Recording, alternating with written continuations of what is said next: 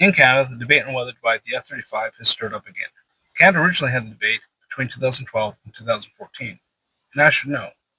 Remember this guy? That was me at the National Press Gallery presenting our co-authored paper, The F-35 is a Costly Mistake. Couple that with a few op-eds in the national newspapers, and we covered a bit of it on Defense Board. The center of the new F-35 debate is on the cost and the new drive to be less reliant on the United States as a partner.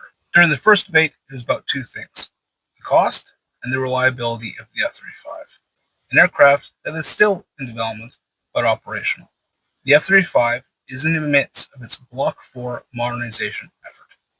This is to maintain the F-35's technological advantage, upgrade its hardware and its software. Lockheed Martin is aiming to finish this by 2031. Back in 2008, Lockheed Martin provided an information response to the Royal Norwegian Ministry of Defense, as Norway was weighing its options between the F-35 and the Gripen. Norway did choose the F-35, but if we look at Lockheed Martin's timeline, development should have been completed of the Block 7 by 2021. But we know there have been a great number of delays with the development of the F-35. That's the issue. The mission-capable rate of the F-35 is always aimed for 90%. Mission-capable rate is a percentile measure of how much equipment is safe to fly and can perform at least one mission. But according to the Inspector General of the United States Department of Defense in 2025, that sky-high percentage was not being achieved, with all the variants falling short. Low visibility observation, the stealth part, has had its own issues.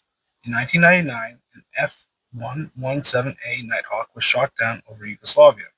Here's a picture of the canopy wreckage at the Museum of Aviation in Belgrade. In 2024, the Project for Government Oversight made light of these issues with the F-35's stealth material. The F-35's stealth material problems lie with its high maintenance. The coating of radar-absorbent material is susceptible to environmental degradation, peeling at high speeds, and severe corrosion, especially in maritime environments. Canada needs to evaluate its future force projection. Right now, Canada is attempting to rebuild, rearm, and reinvest in the Canadian Armed Forces.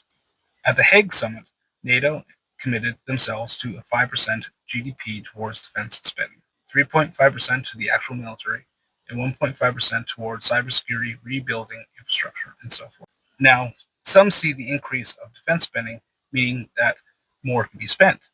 It's doubtful that Canada is buying more than 88 fighter jets. The answer is simple. Defense spending will not be 5% in perpetuity.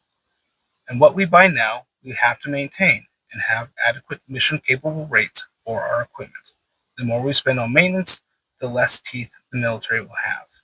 Flag waving is good and all, but the crux of the previous F-35 debate was the F-35's reliability, and it should be part of this debate again.